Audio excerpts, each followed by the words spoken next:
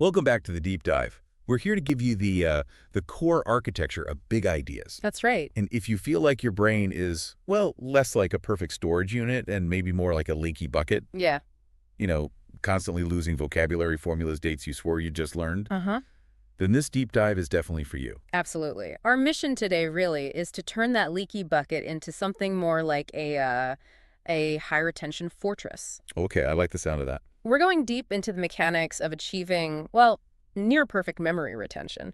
We'll be focusing on spaced repetition systems, or SRS. SRS, right. Sometimes people call them flashcards on steroids. That's a pretty good description, actually. Flashcards on steroids. Got it. These are basically tools designed to fight back against our brain's natural tendency to, well, forget almost everything. They help make information stick permanently. And the results people talk about are, honestly, they sound almost unbelievable. We're talking about what some call the end of forgetting, fin do esquecimento, as they say in the polyglot world. It sounds dramatic, but the promise is there. The sources we looked at suggest you can genuinely learn and keep thousands of items, words, grammar rules, facts, whatever, with like 90–95% accuracy. Yeah, that's the target range people aim for. And the kicker is, it supposedly only takes about 30 minutes of focused practice each day. Is that realistic? That's the core claim. It's about highly efficient, targeted effort. Weaponized efficiency, you could say. Okay, let's dig into the science then. Why do these SRS systems actually work? What's wrong with just, reading things over and over? Well, to get why SRS is powerful, you first have to accept how inefficient most traditional study really is. Right. Your brain isn't just passively recording things, it's constantly filtering. If information seems random or foreign or just not useful for survival, Poof, gone. pretty much, it gets tagged for deletion. So when you just reread a chapter or highlight pages, you're mostly just practicing recognizing the text. Ah, so that feeling of, oh yeah, I know this, when you look at your notes, Yeah. that's deceptive. Very deceptive. It feels familiar, sure. You recognize it on the page. But that doesn't mean you can actually pull it out of your head when you need it, like in a conversation or on a test. Exactly. You've practiced reading the answer, not recalling it from memory. Big difference. Okay. And that's where SRS flips the script. The core idea is you have to favor active recall over just passive reading or recognition. Active recall. Pulling it out yourself. Yes. And the research on this is pretty clear. The sources point to studies showing a massive efficiency boost, something like a 5-to-1 ratio. 5-to-1. What does that mean exactly? It means 5 minutes spent actively testing your memory, forcing your brain to retrieve the info, is as effective as about 25 minutes of just passively rereading or studying it. Wow.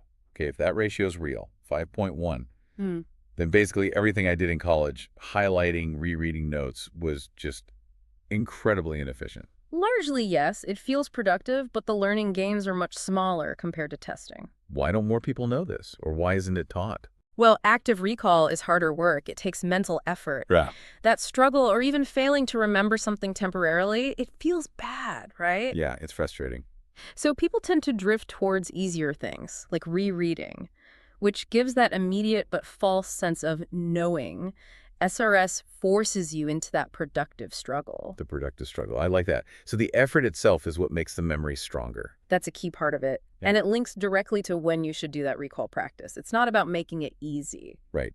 You mentioned testing is most effective when it's challenging, like that wait, don't tell me moment. Exactly. That moment when you're really digging deep, right on the edge of forgetting, that seems to be the point where the brain signals, okay, hang on, this must actually be important. Let's reinforce this connection. So the system needs to predict that moment, the moment just before you forget. Precisely. That's the whole timing mechanism of SRS. Scheduling the review for just before the memory trace fades completely. That's the sweet spot for maximum strengthening with minimum effort. Okay, but predicting forgetting sounds tricky. How do we know when that moment is? Is there like a magic number for the delay? Well, researchers have looked into this quite specifically. There was a study mentioned where they had students learn obscure trivia and tested their retention over 6 months. Okay. One group practiced the trivia right after learning it. 6 months later, they remembered about 27% of it. Not great. No. But another group, they delayed their one practice session until 28 days later. That was the point where they were estimated to be just about to forget it. So they waited almost a month for that first review. Right. And their final scores 6 months later, they basically doubled Over Yeah. 50% accuracy, same total study time, just timed differently. Doubled, just by waiting till it was hard to remember. Exactly. That struggle, triggered by the delay, seems to have signaled to the brain that this information was worth holding on to long term. So there is a kind of magic number, or at least a principle.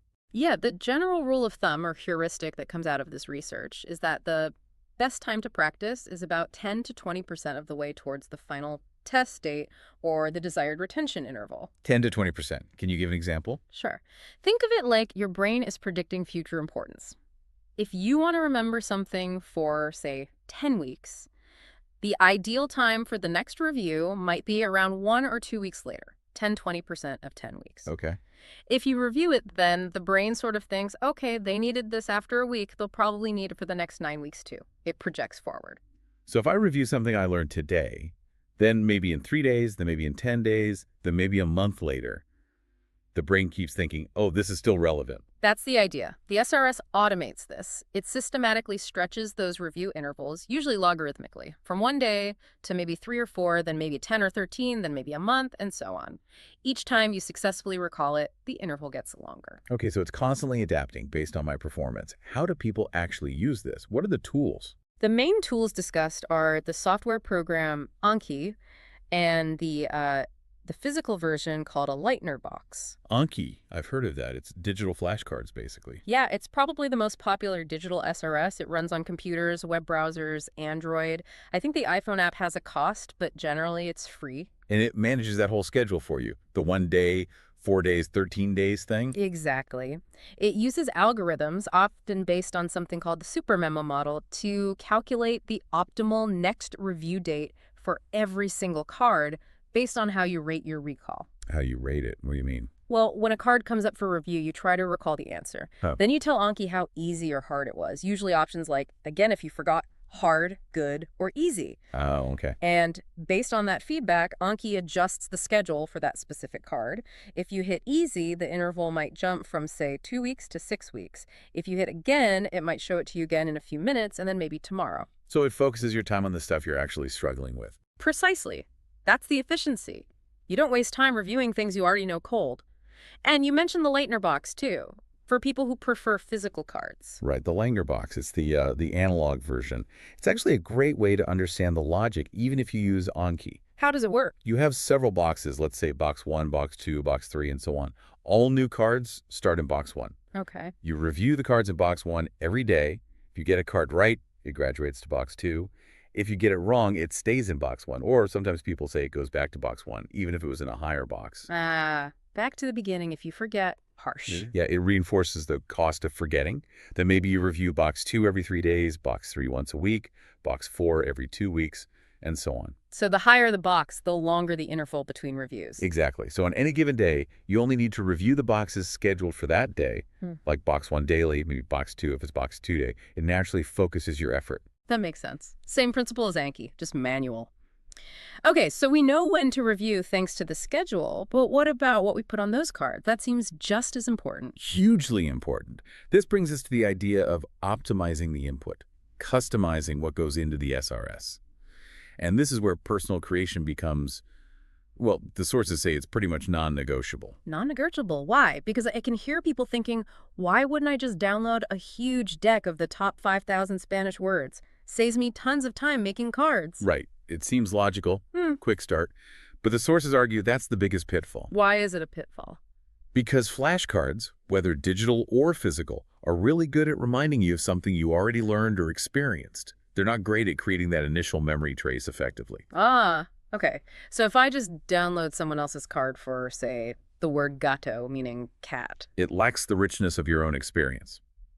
When you download a pre-made deck, those cards don't have your personal hooks, your context, the specific image you chose, the emotion you might have felt when learning it. So the act of making the card itself is a crucial part of the learning. It's like pre-processing the information to make it stickier. Exactly that. You become the architect of your own memory. When you choose the picture, find the sound, link it to your life. That effortful creation process helps bypass the brain's "is this relevant" filter right from the start. Okay, so quality over quantity for the input. Let's break down how to make high-quality cards. Strategy 1 seems to be about making memories deep and multisensory. Right. To make a memory really robust, the sources say you need several ingredients on the card: the spelling, the sound, the meaning, and crucially, a personal connection. Spelling and sound are pretty standard for language, but how do you best capture meaning and connection? For meaning, especially with concrete nouns or verbs, the advice is strong. Use images, not translations. Google Images is called the best storytelling tool ever invented for this. So instead of having a card that says gato on one side and cat on the other, You'd have gato on one side and maybe a picture of a specific cat you found on Google Images on the other. Or even better, a picture of your cat if you have one. why is that image link so much better than just the English word cat? Because it forces your brain to connect the foreign word directly to the concept, to the thing itself. It bypasses the need to translate through your native language. Ah, removing the middleman. So when you see a real cat, you think gato directly, not cat. Oh, yeah, that's gato. Speeds up thinking. Exactly. It builds towards actual fluency, thinking in the language. And the final ingredient was personal connection. Right. How do you add that systematically? When you make a card, just take an extra 10 seconds. If it's a verb like to walk, quickly recall the last time you went for a walk or a memorable walk. If it's an object, think about the first or last time you saw or used one. Just that little flicker of personal experience. That anchors it emotionally, makes it less abstract. Precisely. It tells your brain, this isn't just some random word. This connects to my life. Okay, strategy 2 deals with a big problem: pronunciation and avoiding broken words. Ah, yes, broken words. This is a huge issue, especially for learners relying only on text. What are they exactly? A broken word is one you've learned perfectly from writing. You know the spelling, the meaning, but you pronounce it wrong. Maybe subtly, maybe significantly. And the consequence. The consequence is when you hear a native speaker say that word correctly, your brain doesn't recognize it. It sounds like a totally new word because the sound pattern you stored is wrong. It leads to massive comprehension problems in real conversations. It's like being functionally deaf to sounds that exist in the target language, but not your own. Our brains filter them out initially. Right. So how do we fix that? How do we train our ears to hear these new sounds accurately? The key technique recommended is using minimal pairs. Minimal pairs. What are those? They're pairs of words that sound very similar, differing by only one single sound, one phoneme. Like in English, ship and sheep, or niece and knees. Okay, I see. The vowel sound is just slightly different. Exactly. Or maybe a consonant sound, like thin versus sin. By getting audio clips of these minimal pairs and testing yourself, can you reliably hear the difference? You force your auditory system to pay attention to that specific sound contrast. So you're actively training your brain to stop ignoring that subtle difference. Yes. It basically recalibrates your hearing for the new language's sound system. It's ear training. Makes sense. So once your ear can hear the difference, learning the word correctly is much easier. Yeah. But then you also have to produce the sound correctly. Right. Hearing it is half the battle, saying it is the other half. And for that, the sources really emphasize understanding the physical mechanics of speech. This often involves getting familiar with the International Phonetic Alphabet, the IPA. Ah, the IPA. Those funny symbols. A lot of learners find that intimidating. Why is it so important? Can't you just imitate? Imitation is good, but often not enough, especially for sounds that don't exist in your native language. The IPA gives you precise, actionable instructions. Like how? Instead of a vague description like make a sound sort of in the back of your throat, the ITA symbol, combined with descriptions, tells you exactly where to put your tongue, what shape your lips should be, whether the sound is nasalized, etc. So it's like a blueprint for your mouth. Pretty much. For example, for a tricky French vowel, the instruction might be based on IPA. Start saying E, but keep your lips tightly rounded like you're saying ooh. That's much more helpful than trying to sound French. Okay, so understanding the mechanics helps avoid forming bad pronunciation habits, those broken words from the start. It connects the sound you hear to the action needed to make it. Exactly. It closes the loop. Now the final strategy, strategy 3, tackles what might be the trickiest part for many: complex grammar, especially the seemingly arbitrary stuff. Me like noun genders in German or French, Mm-hmm. or complicated verb conjugations or cases. Precisely. Things that don't seem to follow any obvious logic. Mark Twain famously complained about German gender. Why is the tree der Baum masculine, but the bud on the tree, die Knospe, is feminine, and the leaf, das Blatt, is neuter? It makes no sense. Right, you can't reason it out. You just have to memorize it.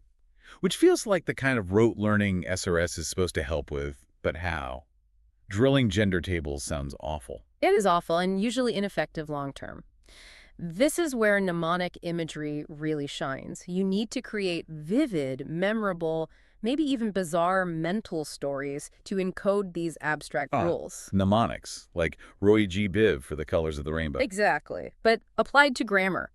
The sources recommend a simplified version of a memory technique called the Person Action Object System, or PAO. PAO, person action object. How does that work for grammar? You assign specific grammatical features to consistent images. For example, you might decide that for German, all masculine nouns will be represented by, say, Arnold Schwarzenegger, person. Okay, Arnold is masculine. Got it. And maybe all nouns that form their plural by adding an umlaut, those two dots, are represented by the action of exploding, action. Look, that's vivid.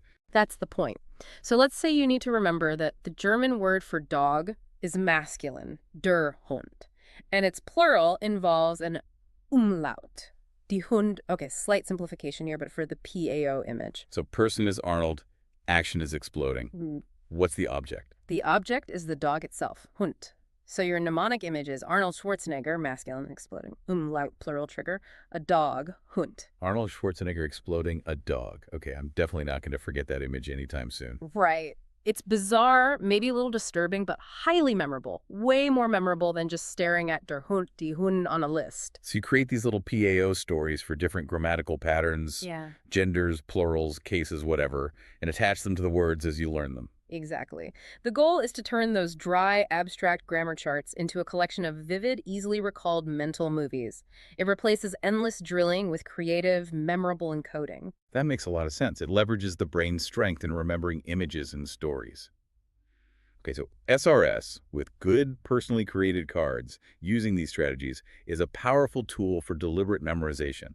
But how does this fit into the bigger picture of actually learning a language? Great question. SRS is amazing for the deliberate learning part, the conscious memorization of facts like vocabulary and grammar rules, but it's only one piece of the puzzle. We need to place it within the broader context of language acquisition theory. And when we talk about acquisition theory, the big name that always comes up is Stephen Krashen and his input hypothesis, right? Absolutely. Kreishen's core idea is fundamental. He argues that we truly acquire language, develop that subconscious intuitive competence primarily in one way, by understanding messages, by receiving comprehensible input. Comprehensible input, meaning language that we mostly understand. Yes, specifically input that's just slightly beyond our current level. He famously calls this I plus L or 1. I is your current level, and plus 1 is that next step, the bit you can understand using context, visuals, or prior knowledge. So not so easy that it's boring, and not so hard that it's just noise, I plus 2 and 2 or Y plus 10 others, just that little bit of stretch. Exactly. And critically, this acquisition only happens effectively when what Krashen calls the affective filter is low. The affective filter. Mm. That's things like anxiety, self-consciousness, lack of motivation. Precisely. Yeah. If you're stressed, bored, or feel like you're going to fail, that filter goes up and blocks the input from being processed for acquisition, even if it's technically comprehensible. So the ideal learning environment isn't necessarily super intense, but rather low stress and focused on understanding. That's the implication. Good teaching, in this view, involves teachers slowing down, using lots of gestures, pictures, simple language, making the input as comprehensible and engaging as possible. Think compelling stories, not complex grammar drills early on. What about speaking? Krashen also talks about the silent period, doesn't he? Suggesting that forcing beginners to speak might be counterproductive. He does. The hypothesis is that speaking ability emerges naturally on its own, once enough competence has been built up through listening and reading. Comprehensible input. So speaking is more of a result of acquisition, not the cause of it. That's the idea. Forcing output too early, before you're ready, can raise that affective filter, make you anxious, and actually hinder the acquisition process. Allowing a silent period lets the learner build confidence and competence through input first. Okay, this input-focused view is powerful. But what about practicing output? Speaking and writing. If I only focus on input, will I ever be able to speak fluently? That seems to be a big debate. It is a major point of discussion. The sources we looked at acknowledge that while Krashen's input hypothesis is hugely influential and likely correct about how comprehension develops, there's strong evidence that the four skills listening, reading, speaking, writing are somewhat independent. Meaning, getting really good at listening doesn't automatically make you really good at speaking. Not necessarily to a high level, no.